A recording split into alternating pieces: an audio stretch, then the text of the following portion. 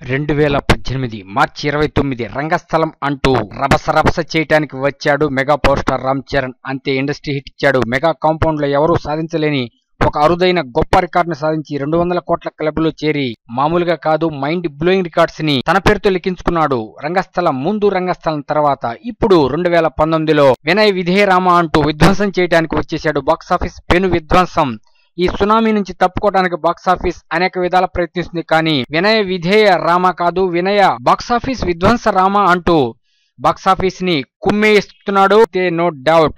ఇక హైదరాబాద్ లో ఒక అరుదైన రికార్డ్ ని లిఖించాడు ఈ mega power star Ram Charan. ఏమా రికార్డ్ అంటే మొదటి రోజే దాదాపు 600 షోస్ కి పైగా వేయబోతున్నారు హైదరాబాద్ లో. అంటే మామూలు రికార్డ్ కాదు. టాలీవుడ్ లో ఒక్క హైదరాబాద్ సిటీలో ఈ record mega power star Ram Charan కే సొంతం.